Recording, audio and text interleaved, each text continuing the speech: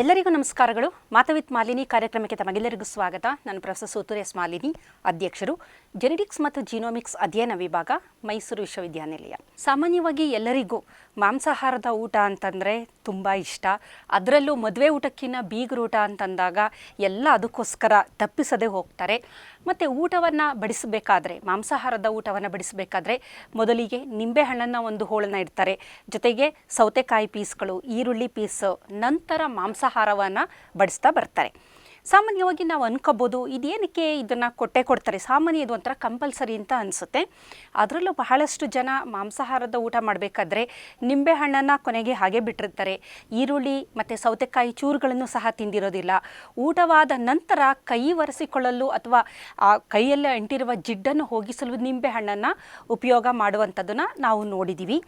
ಆದರೆ ನಿಂಬೆಹಣ್ಣು ಮತ್ತು ಸೌತೆಕಾಯಿ, ಅದರ ಜೊತೆಗೆ ಈರುಳ್ಳಿ, ಇವುಗಳನ್ನು ಮಾಂಸಾಹಾರದ ಜೊತೆಗೆ ಸೇವನೆ ಮಾಡಿದಾಗ ವೈಜ್ಞಾನಿಕವಾಗಿ ನಮಗೆ ಯಾವ ರೀತಿ ಅನುಕೂಲ ಆಗುತ್ತೆ ಅಂತ ನೋಡೋದಾದರೆ ನಿಜವಾಗ್ಲೂ ಆಶ್ಚರ್ಯ ಆಗುತ್ತೆ.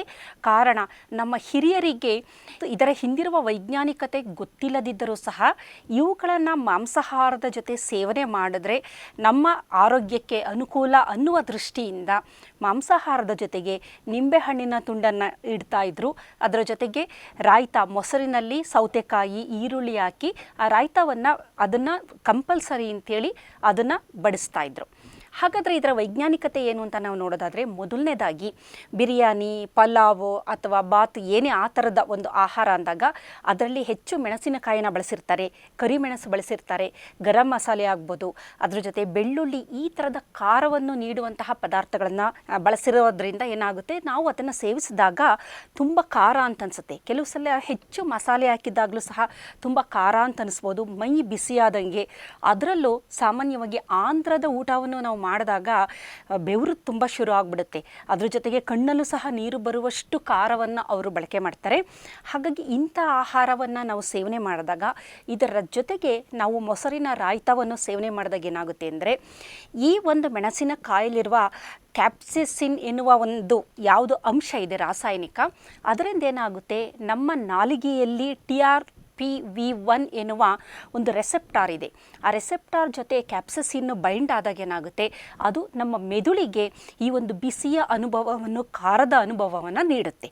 ಹಾಗಾಗಿ ಇಂತಹ ಸಂದರ್ಭದಲ್ಲಿ ಖಾರ ಜಾಸ್ತಿ ಆಗ್ತಾ ಇದೆ ಅನ್ನುವ ಸಂದರ್ಭದಲ್ಲಿ ಮೊಸರಿನ ರಾಯ್ತವನ್ನು ಸ್ವಲ್ಪ ಸೇವನೆ ಮಾಡಿದಾಗ ಏನಾಗುತ್ತೆ, ಕೆಸೀನ್ ಏನಿದೆ, ಮೊಸರಿನಿಂದಿರುವ ಕೆಸೀನ್ ಎನ್ನುವ ಒಂದು ಪ್ರೋಟೀನ್ ಇದೆಯಲ್ಲ, ಅದು ಕ್ಯಾಪ್ಸೈಸಿನ್ ಒಂದು ಕವಚದ ಥರ ಅದು ಕವರ್ ಮಾಡಿಬಿಡುತ್ತೆ. ಹಾಗಾಗಿ ನಮ್ಮ ನಾಲಿಗೆಯ TRPV1 ಏನು ಒಂದು ರೆಸೆಪ್ಟಾರ್ಗಳಿದೆ ಅದಕ್ಕೆ ಅಷ್ಟೊಂದು ಪ್ರಚೋದನೆ ಸಿಕ್ಕೋದಿಲ್ಲ, ಖಾರದ ಅನುಭವ ನಮಗೆ ಕಡಿಮೆ ಆಗುತ್ತೆ, ಆಹಾರ ತುಂಬ ಸ್ವಾದಿಷ್ಟವಾಗಿದೆ ಅಂತ ಅನಿಸುತ್ತೆ. ಹಾಗಾಗಿ ಈ ಒಂದು ಕಾರಣಕ್ಕೆ ನಮ್ಮ ಕರುಳಿಗೆ ಅಥವಾ ನಮ್ಮ ಬಾಯಿ, ಗಂಟಲು ಯಾವುದೇ ರೀತಿಯ ಬಿಸಿ ಅಥವಾ ಉರಿ ಅನುಭವ ಆಗಬಾರದು ಎನ್ನುವ ಕಾರಣಕ್ಕೆ ನಾವು ಬಿರಿಯಾನಿ ಜೊತೆಗೆ ರಾಯ್ತವನ್ನು ಸಾಮಾನ್ಯವಾಗಿ ಎಲ್ಲ ಕಡೆಯಲ್ಲೂ ಬಳಸುವ ಒಂದು ಪದ್ಧತಿ ಇದೆ.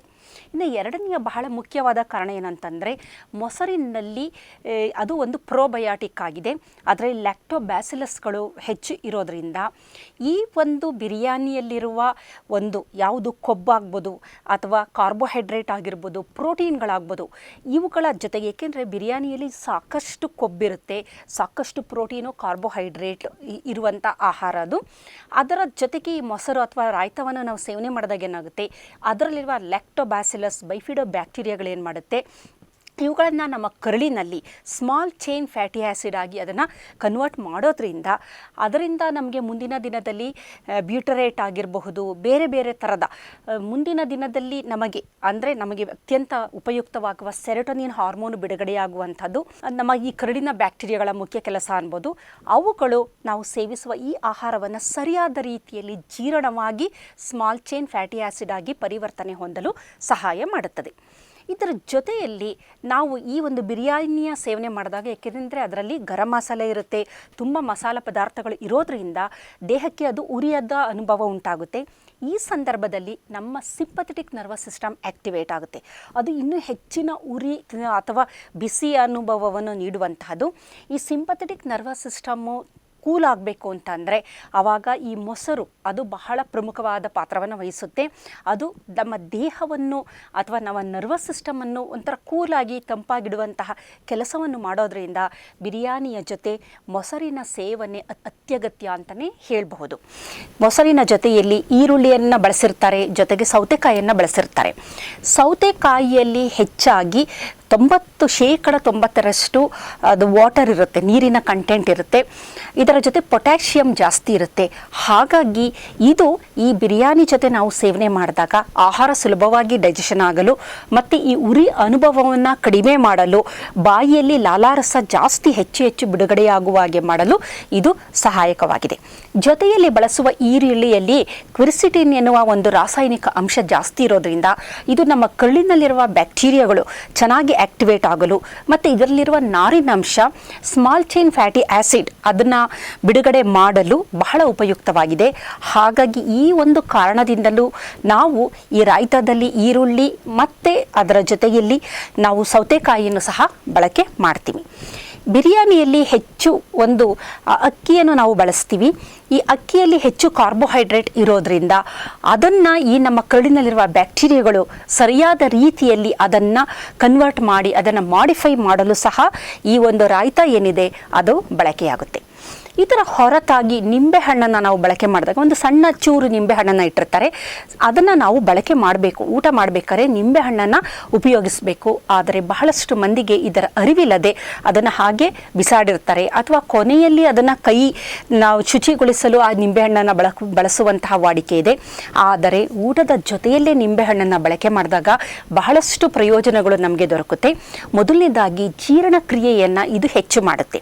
ಕಾರಣ ನಿಂಬೆಹಣ್ಣಿನಲ್ಲಿ ವೈಟಮಿನ್ ಸಿ, ಅಸ್ಕಾರ್ಬಿಕ್ ಆಸಿಡ್ ಇದೆ, ಅದರ ಜೊತೆಗೆ ಸಿಟ್ರಿಕ್ ಆಸಿಡ್ ಇದೆ. ಈ ಎರಡು ಏನು ಮಾಡುತ್ತೆ ಅಂದರೆ ನಾಲಿಗೆಗೆ ನಿಂಬೆಹಣ್ಣಿನ ರಸ ಸೋಕಿದಾಗ ನಮ್ಮ ಲಾಲಾರಸ, ನಾಲಿಗೆಯಲ್ಲಿರುವ ಬಿಡುಗಡೆಯಾಗುವ, ಬಾಯಿಯಲ್ಲಿ ಬಿಡುಗಡೆಯಾಗುವ ಒಂದು ಸಲೈವ ಅಂತಂತೀವಿ, ಅದು ಹೆಚ್ಚು ಬಿಡುಗಡೆಯಾಗುತ್ತೆ. ಸಲೈವ ಹೆಚ್ಚು ಬಿಡುಗಡೆಯಾದಾಗ ಕಾರ್ಬೋಹೈಡ್ರೇಟ್ ಅಥವಾ ಅಕ್ಕಿ, ನಾವು ಏನು ಕಾರ್ಬೋಹೈಡ್ರೇಟ್ ಸೇವನೆ ಮಾಡ್ತೀವಿ ಅದರದ್ದು ಜೀರ್ಣಾಂಗ, ಅದು ಜೀರ್ಣ ಆಗೋದು ಬಾಯಿಯಿಂದನೇ ಆರಂಭ ಆಗುತ್ತೆ. ಬಾಯಿಲಿ ಚೆನ್ನಾಗಿ ಅದನ್ನು ಅಗ್ದಾಗ ಏನಾಗುತ್ತೆ ಅಂದರೆ ಲಾಲಾರಸ ಬಿಡುಗಡೆಯಾಗುತ್ತೆ. ಲಾಲಾರಸದಲ್ಲಿ ಸಲೈವರಿ ಅಮೈಲೇಸ್ ಎನ್ನುವ ಒಂದು ಎನ್ಸೈಮ್ ಇದೆ. ಈ ಎನ್ಸೈಮ್ ಏನು ಮಾಡುತ್ತೆ, ಕಾರ್ಬೋಹೈಡ್ರೇಟನ್ನು ಅಲ್ಲೇ ಅದು ಜೀರ್ಣ ಆಗುವ ಪ್ರಕ್ರಿಯೆಯನ್ನು ಆರಂಭ ಮಾಡುತ್ತೆ. ನಂತರ ಅದು ದೇಹದ ಒಳಗಡೆ ಹೋದಾಗ ಮಿಕ್ಕ ಕಾರ್ಬೋಹೈಡ್ರೇಟ್ ಸಂಪೂರ್ಣವಾಗಿ ಆ ಒಂದು ಪ್ರಕ್ರಿಯೆ ಕಂಪ್ಲೀಟ್ ಆಗುವಂಥದ್ದನ್ನು ನಾವು ನೋಡ್ಬೋದು. ಹಾಗಾಗಿ ಲಾಲಾರಸ ಬಿಡುಗಡೆಯಾಗುತ್ತೆ, ಸಲೈವರಿ ಅಮೈಲೇಸ್ ಬಿಡುಗಡೆಯಾಗುತ್ತೆ. ಹಾಗಾಗಿ ಜೀರ್ಣಕ್ರಿಯೆ ತುಂಬ ಚೆನ್ನಾಗಿ ನಡೀತಾ ಬರುತ್ತೆ. ಜೊತೆಯಲ್ಲಿ HCl ಬಿಡುಗಡೆಯಾಗಲು ಸಹ ಇದು ಒಂದು ಉದ್ದೀಪನ ಮಾಡುತ್ತೆ ಅಂತ ನಾವು ಹೇಳ್ಬೋದು.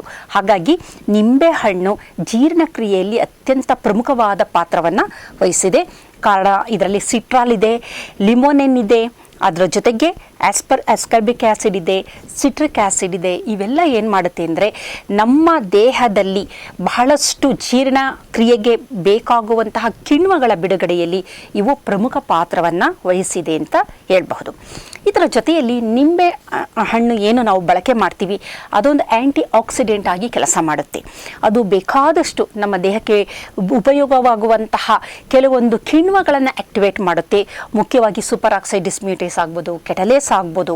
ಇವೆಲ್ಲ ಯಾವ ರೀತಿ ಪ್ರಯೋಜನ ಆಗುತ್ತೆ ಅನ್ನೋದಾದರೆ, ಮಾಂಸಾಹಾರದ ತಯಾರಿಕೆಯಲ್ಲಿ ಕೆಲವೊಮ್ಮೆ ಏನಾಗಿರುತ್ತೆ ಅಂದರೆ ಕೆಲವೊಂದು ವಿಷಗಳು ಬಿಡುಗಡೆಯಾಗಿರುತ್ತೆ. ಅದನ್ನು ರಿಯಾಕ್ಟಿವ್ ಆಕ್ಸಿಜನ್ ಸ್ಪೀಷೀಸ್ ಅಂತೀವಿ. ಈ ರಿಯಾಕ್ಟಿವ್ ಆಕ್ಸಿಜನ್ ಸ್ಪೀಷೀಸ್ನ ಕಡಿಮೆ ಮಾಡಬೇಕು ಅಂತಂದರೆ ನಿಂಬೆ ಹಣ್ಣಿನಲ್ಲಿರುವ ಆ್ಯಂಟಿ ಆಕ್ಸಿಡೆಂಟ್ ಏನಿದೆ ಅದು ಆ ವಿಷಗಳನ್ನು ನಿರ್ವಿಷಯುಕ್ತ ಮಾಡಲು ಸಹಾಯ ಮಾಡೋದ್ರಿಂದ ಅಲ್ಲಿ ಒಂಥರ ಕಾಂಪನ್ಸೇಟ್ ಆಗುತ್ತೆ. ನಿಂಬೆಹಣ್ಣಿನಲ್ಲಿರುವ ಆ್ಯಂಟಿ ಆಕ್ಸಿಡೆಂಟ್ ಏನು ಮಾಡುತ್ತೆ ಅಂದರೆ ಮಾಂಸಾಹಾರದಲ್ಲಿ ಆಕಸ್ಮಿಕವಾಗಿ ತಯಾರಿಕಾ ಹಂತದಲ್ಲಿ ಏನಾದರೂ ಕೆಲವೊಂದು ವಿಷಕಾರಿ ಪದಾರ್ಥಗಳು ಬಿಡುಗಡೆಯಾಗಿದ್ದರೆ ಅದನ್ನು ನಾವು ರಿಯಾಕ್ಟಿವ್ ಆಕ್ಸಿಜನ್ ಸ್ಪೀಷೀಸ್ ಅಂತೀವಿ. ಅದನ್ನು ನ್ಯೂಟ್ರಲೈಸ್ ಮಾಡಿ ನಲ್ಲಿಫೈ ಮಾಡಲು ಇದು ಬಹಳ ಉಪಯುಕ್ತ ಅಂತ ನಾವು ಹೇಳ್ಬೋದು. ಬಹಳ ಮುಖ್ಯವಾಗಿ ನಿಂಬೆಹಣ್ಣಿನ ಅತ್ಯಂತ ಪ್ರಮುಖವಾದ ಕೆಲಸ ಏನು ಅಂತಂದರೆ ಕಬ್ಬಿಣಾಂಶವನ್ನು ಹೀರಿಕೊಳ್ಳಲು ವಿಟಮಿನ್ ಸಿ ಬಹಳ ಉಪಯುಕ್ತ. ಬಹಳಷ್ಟು ಜನ ಏನು ಮಾಡ್ತಾರೆ ಅಂದರೆ ಈ ಕ್ಯಾಲ್ಶಿಯಂ ಟ್ಯಾಬ್ಲೆಟ್, ಐರನ್ ಟ್ಯಾಬ್ಲೆಟ್ಗಳನ್ನು ತಗೊತಾರೆ. ಆದರೆ ಅವರ ದೇಹದಲ್ಲಿ ವಿಟಮಿನ್ ಸಿ ಕೊರತೆ ಇದ್ದರೆ ಕಬ್ಬಿಣವನ್ನು ದೇಹ ಹೀರಿಕೊಳ್ಳುವ ಪ್ರಕ್ರಿಯೆ ತಡೆಗಟ್ಟುತ್ತೆ. ಹಾಗಾಗಿ ನಿಂಬೆಹಣ್ಣಿನ ಜೊತೆ, ಮಾಂಸಾಹಾರದ ಜೊತೆ ನಿಂಬೆಹಣ್ಣನ್ನು ಸೇವನೆ ಮಾಡಿದಾಗ ಮಾಂಸದಲ್ಲಿರುವಂತಹ ಒಂದು ಕಬ್ಬಿಣದ ಅಂಶ ಏನಿದೆ ಅದನ್ನು ದೇಹ ಹೀರಿಕೊಳ್ಳಲು ಇದು ಬಹಳ ಉಪಯುಕ್ತವಾಗಿದೆ. ಹಾಗಾಗಿ ನಮ್ಮ ಹಿರಿಯರಿಗೆ ಗೊತ್ತಿದೆಯೋ ಗೊತ್ತಿಲ್ಲದೇನೆಯೋ, ಈ ವೈಜ್ಞಾನಿಕತೆ ಅವರಿಗೆ ಗೊತ್ತಿಲ್ಲದಿರಬಹುದು, ಆದರೆ ಅನುಭವದ ಆಧಾರದ ಮೇಲೆ ಮಾಂಸಾಹಾರದ ಜೊತೆಗೆ ಈ ಒಂದು ನಿಂಬೆಹಣ್ಣನ್ನು ಅವರು ಒಂದು ಕಂಪಲ್ಸರಿ ಅಂತೇಳಿ, ಕಡ್ಡಾಯ ಅಂತಲೇ ಅನ್ಕೋಬೋದು. ಆ ಆಹಾರದ ಜೊತೆ ಅದನ್ನು ಈಗಲೂ ಸಹ ನೀವು ಎಲ್ಲೇ ಹೋಗಿ ನಿಂಬೆಹಣ್ಣನ್ನು ಒಂದು ಮಾಂಸಾಹಾರದ ಜೊತೆ ಇಡುವ ಒಂದು ಪದ್ಧತಿಯನ್ನು ನಾವು ನೋಡ್ತೀವಿ. ಜೊತೆಯಲ್ಲಿ ಕೆಲವೊಮ್ಮೆ ಏನು ಮಾಡ್ತಾರೆ ಅಂದರೆ ನಿಂಬೆ ಜ್ಯೂಸ್ ಏನಿದೆ, ಆ ನಿಂಬೆಹಣ್ಣಿನ ರಸ, ಅದರದ್ದು ಒಂದು ಜ್ಯೂಸ್ ಏನಿರುತ್ತೆ, ಪಾನಕ, ಅದನ್ನು ಕುಡಿಯೋದು. ಊಟಕ್ಕೆ ಮೊದಲು ಕುಡಿಬೋದು, ಅದು ಅಪೆಟೈಟ್ನು ಸಹ ಜಾಸ್ತಿ ಮಾಡುತ್ತೆ. ಊಟದ ನಂತರವೂ ಸಹ ಲೈಮ್ ಸೋಡಾ ಅಂತ ನಾವು ಕುಡಿತೀವಿ. ಇದೇನು ಮಾಡುತ್ತೆ, ಮಾಂಸಾಹಾರವನ್ನು ಸಂಪೂರ್ಣವಾಗಿ ಜೀರ್ಣವಾಗುವಲ್ಲೂ ಈ ಲೈಮ್ ಸೋಡಾ ಏನು ನಾವು ಊಟದ ನಂತರ ಕುಡಿತೀವಿ ಅದು ಒಂಥರ ನಮಗೆ ಆರಾಮದಾಯಕ ಅಂತ ಅನಿಸುತ್ತೆ. ಕಾರಣ ಏನು ಅಂತಂದರೆ ಮಾಂಸಾಹಾರದಲ್ಲಿರುವ ಕಬ್ಬಿಣದ ಅಂಶ ಅದನ್ನು ದೇಹ ಹೀರಿಕೊಳ್ಳಲು ಇದು ಬಹಳ ಮುಖ್ಯವಾದುದು. ಇದರ ಜೊತೆ ಅದನ್ನು ಹೆಚ್ಚು ಆಕ್ಸಿಡೇಷನ್ ಉಂಟು ಮಾಡುತ್ತೆ. ಏಕೆಂತಂದರೆ Fe3 ಇರುವಂಥದ್ದು, ಮಾಂಸದಲ್ಲಿ ಇರುವಂಥದ್ದು ಫೆರಸ್ Fe3 ಇರುತ್ತೆ. ಇದು Fe2 ಆಗಿ ಅದು ಮಾರ್ಪಾಡು ಹೊಂದಿದ ನಂತರ ಕರುಳಿನಲ್ಲಿ ಬಹಳ ಸುಲಭವಾಗಿ ಕರುಳಿನಲ್ಲಿರುವ ಜೀವಕೋಶಗಳು ಈ ಕಬ್ಬಿಣಾಂಶವನ್ನು ಹೀರಿಕೊಳ್ಳುವಂತಹ ಅದನ್ನು ಒಂದು ಸಿಂಪಲ್ ಮಾಡಿಫಿಕೇಷನ್ ಅಂತಂಬೋದು, ಸರಳೀಕರಿಸುತ್ತೆ ಅಂತಂಬೋದು. ಸ್ವಲ್ಪ ಕಾಂಪ್ಲೆಕ್ಸ್ ಆಗಿರುವಂಥ ಕಬ್ಬಿಣದ ಅಂಶವನ್ನು ದೇಹ ಹೀರಿಕೊಳ್ಳಲು, ಕರುಳಿನಲ್ಲಿರುವ ಜೀವಕೋಶಗಳು ಹೀರಿಕೊಳ್ಳಲು ಅದನ್ನು ಸುಲಭ ರೂಪಕ್ಕೆ ತರುವಂತಹ ಕೆಲಸವನ್ನು ನಿಂಬೆಹಣ್ಣು ಮಾಡೋದ್ರಿಂದ ಆ ನಿಂಬೆಹಣ್ಣನ ಬಳಕೆ ಮಾಂಸಾಹಾರದ ಜೊತೆ ಅತ್ಯಂತ ಉತ್ಕೃಷ್ಟವಾದುದು ಅಂತ ಹೇಳ್ಬಹುದು. ಜೊತೆಗೆ ನಿಂಬೆಹಣ್ಣನ ಮಧ್ಯ ಮಧ್ಯ ಆ ರಸವನ್ನು ಸೇವನೆ ಮಾಡೋದ್ರಿಂದ ಮಾಂಸಾಹಾರದಲ್ಲಿರುವ ಕೊಬ್ಬೇನಾಗುತ್ತೆ ಅಂದರೆ ನಮ್ಮ ನಾಲಿಗೆಯ ಮೇಲೆ ಒಂದು ಕೋಟ್ ಆಗಿಬಿಡುತ್ತೆ. ತಿನ್ನಬೇಕಾದ್ರೆ ಕೋಟ್ ಆದಾಗ ಏನಾಗುತ್ತೆ, ನಮ್ಮ ನಾಲಿಗೆಯಲ್ಲಿರುವ ಜೀವಕೋಶಗಳು ಏನಿರುತ್ತೆ ಅಂದರೆ ಈ ಒಂದು ರುಚಿಯನ್ನು ಅನುಭವಿಸುವಂತಹ ರೆಸೆಪ್ಟಾರ್ಗಳೇನಿರುತ್ತೆ ಅದು ಬ್ಲಾಕ್ ಆಗಿಬಿಡುತ್ತೆ. ಮಧ್ಯ ಮಧ್ಯ ನಿಂಬೆಹಣ್ಣಿನ ಈ ಸೇವನೆಯಿಂದ ಏನಾಗುತ್ತೆ ಅಂದರೆ ಇದು ಈ ಕೊಬ್ಬಿನ ಒಂದು ಪದರ ಏನಿರುತ್ತೆ ನಾಲಿಗೆ ಮೇಲೆ ಅದನ್ನು ತೆಗೆದುಹಾಕೋದ್ರಿಂದ ಪುನಃ ನಾವು ಇನ್ನೊಂದು ತುತ್ತು ಆಹಾರ ಸೇವನೆ ಮಾಡಿದಾಗ ಅದರ ರುಚಿ ನಮ್ಮ ನಾಲಿಗೆಗೆ ತಟ್ಟುತ್ತೆ. ಇಲ್ಲಾಂದರೆ ಮೊದಲು ಒಂದು ತುತ್ತು ತಿಂದಾಗೇನಾಗುತ್ತೆ, ಒಂದು ಕೋಟ್ ಕೊಬ್ಬು ಆ ನಮ್ಮ ನಾಲಿಗೆಯ ಮೇಲೆ ಅಂಟ್ಕೊಳ್ಳೋದ್ರಿಂದ ಎರಡನೆಯ ತುತ್ತಿನ ಒಂದು ಸವಿಯನ್ನು ನಾವು ಅನುಭವಿಸೋಕ್ಕೆ ಆಗೋದಿಲ್ಲ. ಹಾಗಾಗಿ ನಿಂಬೆಹಣ್ಣಿನ ಹಿಂಡಿಕೊಂಡು ಅಥವಾ ನಿಂಬೆಹಣ್ಣಿನ ಸೇವನೆಯಿಂದ ಏನಾಗುತ್ತೆ ಅಂದರೆ ಆಲ್ರೆಡಿ ನಮ್ಮ ನಾಲಿಗೆಯ ಮೇಲೆ ಮೊದಲ ನಾವು ತಿಂದಿದಂಥ ಆಹಾರದಿಂದ ಏನು ಒಂದು ಲೇಯರ್ ಕೊಬ್ಬು ಉಂಟಾಗಿರುತ್ತೆ ಆ ಕೊಬ್ಬನ್ನು ಕರಗಿಸಲು ಸಹಾಯ ಮಾಡುತ್ತೆ. ಜೊತೆಯಲ್ಲಿ ಪುನಃ ನಾವು ಸೇವಿಸುವ ಆಹಾರದ ರುಚಿಯನ್ನು ನಾಲಿಗೆಯಲ್ಲಿರುವ ರೆಸೆಪ್ಟಾರ್ಗಳು, ಆ ರುಚಿಯನ್ನು ಗ್ರಹಿಸುವಂತಹ ರೆಸೆಪ್ಟಾರ್ಗಳು ಆ್ಯಕ್ಟಿವೇಟ್ ಆಗಲು ಮಾಡೋದ್ರಿಂದ ಮುಂದಿನ ತುತ್ತು ಏನು ತಿಂತೀವಿ ಅದು ಅತ್ಯಂತ ರುಚಿಯಾಗಿರುವ ಅನುಭವವನ್ನು ನಮಗೆ ನೀಡುತ್ತೆ. ಆಹಾರವನ್ನು ನಾವು ಅನುಭವಿಸ್ತೀವಿ, ಅದರ ರುಚಿಯನ್ನು ನಾವು ಅನುಭವಿಸ್ತೀವಿ. ಜೊತೆಯಲ್ಲಿ ಈ ಒಂದು ನಿಂಬೆಹಣ್ಣು ಈ ಒಂದು ಮಾಂಸದಲ್ಲಿರುವ ಕೊಲಾಜನ್ ಏನಿದೆ ಅದನ್ನು ಬ್ರೇಕ್ ಮಾಡ್ತಾ ಬರುತ್ತೆ. ಅದು ಬ್ರೇಕ್ ಮಾಡೋದ್ರಿಂದ ಮಾಂಸ ತುಂಬ ಮೃದು ಆಗುತ್ತೆ. ಅದಕ್ಕೆ ಕೆಲವೊಂದು ಮಾಂಸಾಹಾರದ ತಯಾರಿಕೆ ಮಾಡಬೇಕಾದ್ರೆ ನಿಂಬೆಹಣ್ಣನ್ನು ಬಳಕೆ ಮಾಡ್ತಾರೆ. ಇದರಿಂದ ಮಾಂಸ ಮೃದು ಆಗೋದ್ರಿಂದ ಸುಲಭವಾಗಿ ಜೀರ್ಣ ಆಗಲು ಇದು ಸಹಾಯ ಮಾಡುತ್ತೆ. ಜೊತೆಯಲ್ಲಿ ಈ ರಾಯ್ತ ಮತ್ತು ನಿಂಬೆಹಣ್ಣನ್ನು ನಾವು ಮಾಂಸಾಹಾರದ ಜೊತೆಗೆ ಸೇವನೆ ಮಾಡಿದಾಗ ಮಾಂಸಾಹಾರದಲ್ಲಿರುವ ಈ ಬಿರಿಯಾನಿಲಿರುವ ಅಕ್ಕಿ ಏನಿದೆ ಅದು ಒಂದು ಕಾರ್ಬೋಹೈಡ್ರೇಟ್. ಅದೇನಾಗುತ್ತೆ, ಈ ದೇಹದ ಒಳಗಡೆ ಹೋದಾಗ ನಮ್ಮ ರಕ್ತದಲ್ಲಿ ಸಕ್ಕರೆಯ ಪ್ರಮಾಣ, ಗ್ಲುಕೋಸನ್ನು ಜಾಸ್ತಿ ಮಾಡುವಂತಹ ಸಂದರ್ಭ ಇದೆ. ಆದರೆ ಇವುಗಳ ಜೊತೆ ನಾವು ಸೇವನೆ ಮಾಡಿದಾಗ ಅತಿ ಸುಲಭವಾಗಿ ಅದು ಜೀರ್ಣ ಆಗದಿದ್ದ ಹಾಗೆ, ಅಂದರೆ ಸಕ್ಕರೆ ಬಿಡುಗಡೆಯಾಗುವ ಪ್ರಕ್ರಿಯೆ ಏನಿದೆ ಅದು ನಿಧಾನಗತಿಯಲ್ಲಿ ನಡೆಯೋದ್ರಿಂದ ಒಂದೇ ಸಲಕ್ಕೆ ರಕ್ತದಲ್ಲಿ ಸಕ್ಕರೆ ಹೆಚ್ಚಾಗದಿದ್ದ ಹಾಗೆ ಇದು ತಡೆಯುತ್ತೆ. ಇದು ಅತ್ಯಂತ ಒಂದು ಅವಶ್ಯಕವಾಗಿರುವಂತಹದ್ದು. ಕಾರಣ ಈ ಅಕ್ಕಿಯ ಸೇವನೆ ನಾವು ಯಾವಾಗ ಮಾಡ್ತೀವಿ ಆವಾಗ ಇದ್ದಕ್ಕಿದ್ದಂತೆ ರಕ್ತದಲ್ಲಿ ಸಕ್ಕರೆ ಪ್ರಮಾಣ ಹೆಚ್ಚಾಗೋದ್ರಿಂದ ಮಧುಮೇಹಿಗಳಿಗೆ ಈ ಥರದ ಆಹಾರ ಸೇವನೆ ಮಾಡಬೇಕಾದ್ರೆ ತೊಂದರೆ ಆಗುತ್ತೆ. ಹಾಗಾಗಿ ಈ ಒಂದು ರಾಯ್ತ ಏನಿದೆ ಅದರ ಜೊತೆ ನಿಂಬೆ ಹಣ್ಣಿನ ಜೊತೆಯಲ್ಲಿ ಸೇವನೆ ಮಾಡಿದಾಗ ಸಡನ್ನಾಗಿ ನಮ್ಮ ರಕ್ತದಲ್ಲಿ ಸಕ್ಕರೆಯ ಪ್ರಮಾಣ ಜಾಸ್ತಿ ಆಗುವಂಥ ಸಂದರ್ಭಗಳು ಕಡಿಮೆಯಾಗುತ್ತೆ. ಹಾಗಾಗಿ ನಾವು ಸಾಮಾನ್ಯವಾಗಿ ನಮಗೆ ಇದರ ಒಂದು ವೈಜ್ಞಾನಿಕತೆ ಗೊತ್ತಿಲ್ಲ. ಏನೋ ಊಟದಲ್ಲಿ ನಿಂಬೆಹಣ್ಣು, ಮೊಸರು ಬಜ್ಜಿ ಅಥವಾ ರಾಯ್ತ ಅಂತ ಏನಂತೀವಿ, ಅಥವಾ ಕೆಲವೊಮ್ಮೆ ಈರುಳ್ಳಿ ಪೀಸ್ಗಳನ್ನು ಕೊಡ್ತಾರೆ, ಸೌತೆಕಾಯಿ ಚೂರುಗಳನ್ನು ಕೊಡ್ತಾರೆ. ಅಯ್ಯೋ ಇದೆಲ್ಲ ಸುಮ್ಮನೆ ಏನೋ ಒಂದು ಡೆಕೋರೇಷನ್ ಅಂತ ನಾವು ಅನ್ಕೊಂತೀವಿ. ಆದರೆ ಇದರ ಹಿಂದೆ ಒಂದು ವೈಜ್ಞಾನಿಕತೆ ಇದೆ, ಒಂದು ಬಯೋಕೆಮಿಸ್ಟ್ರಿ ಇದೆ. ನಮ್ಮ ದೇಹದ ಫಿಸಿಯಾಲಜಿ, ಚಯಾಪಚಯ ಕ್ರಿಯೆ ಆಗ್ಬೋದು, ಜೀವ ರಾಸಾಯನಿಕ ಕ್ರಿಯೆಗಳಾಗ್ಬೋದು, ಈ ಥರದ ರಾಸಾಯನಿಕ ಕ್ರಿಯೆಗಳಿಗೆ ಪೂರಕವಾಗಿ ಅಲ್ಲಿರುವಂಥ ಆಹಾರ ನಮ್ಮ ದೇಹಕ್ಕೆ ಅದು ಒಂದು ಉತ್ಕೃಷ್ಟವಾದ ರೀತಿಯಲ್ಲಿ ಸೇರಬೇಕದು. ಅದು ಸರಿಯಾದ ರೀತಿಯಲ್ಲಿ ಜೀರ್ಣ ಆಗಬೇಕು. ಜೀರ್ಣ ಆಗದ ನಂತರ ಅದು ನಮ್ಮ ಜೀವಕೋಶಗಳು ಆ ಆಹಾರವನ್ನು ಪಡೆದು ಅದು ತುಂಬ ಒಂದು ಒಳ್ಳೆಯ ರೀತಿಯಲ್ಲಿ ಉತ್ಕೃಷ್ಟವಾಗಿ ಅದು ಆರೋಗ್ಯಕರವಾಗಿರಬೇಕು. ಅದಕ್ಕೋಸ್ಕರನೇ ಈ ಥರದ ಆಹಾರ ಪದ್ಧತಿಯನ್ನು ನಮ್ಮ ಹಿರಿಯರು, ನಮ್ಮ ಹಿಂದಿನಿಂದಲೂ ಇದೊಂದು ರೂಢಿಯಲ್ಲಿದೆ. ಆದರೆ ಇದರ ವೈಜ್ಞಾನಿಕತೆಯನ್ನು ಅರಿಯದ ನಾವೇನು ಮಾಡ್ತೀವಿ, ಕೊನೆಗೆ ಅದನ್ನ ಹಾಗೆ ಬಿಟ್ಟಿರ್ತಾರೆ. ತಟ್ಟೆಯಲ್ಲಿ ರಾಯ್ತ ಆಗಿರ್ಬೋದು, ನಿಂಬೆಹಣ್ಣಿನ ಚೂರುಗಳನ್ನಾಗಿರ್ಬೋದು ಬಿಟ್ಟಿರ್ತಾರೆ. ಸಾಮಾನ್ಯವಾಗಿ ತಮಗೆಲ್ಲ ಗೊತ್ತಿದೆ, ಊಟವಾದ ಮೇಲೆ ಬಹಳಷ್ಟು ಹೋಟೆಲ್ಗಳಲ್ಲಿ ಬಿಸಿ ನೀರಿಗೆ ನಿಂಬೆಹಣ್ಣಿನ ಒಂದು ತುಂಡನ್ನು ಹಾಕಿ ಕೊಟ್ಟಿರ್ತಾರೆ. ಕಾರಣ ಕೈಯಲ್ಲಿ ಅಂಟಿರುವ ಜಿಡ್ಡೇನಿದೆ ಅದು ಸಂಪೂರ್ಣವಾಗಿ ಹೋಗಬೇಕು ಅಂತ. ಅದೇ ರೀತಿ ನಮ್ಮ ನಾಲಿಗೆ, ಅದರ ಜೊತೆಯಲ್ಲಿ ನಿಂಬೆಹಣ್ಣನ್ನು ನಾವು ಸೇವನೆ ಮಾಡ್ತಾ ಬಂದರೆ ಮಾಂಸಾಹಾರ ಸೇವನೆಯಿಂದ ಬಾಯಿಯಲ್ಲಿ ಉಂಟಾಗುವಂತಹ ಒಂದು ವಾಸನೆಯನ್ನು ಸಹ ಅದು ತಡೆಗಟ್ಟುತ್ತೆ. ನಾಲಿಗೆಯ ಮೇಲೆ ಅಂಟಿರುವಂತಹ ಜಿಡ್ಡನ್ನು ಅದು ತಡೆಗಟ್ಟುತ್ತೆ.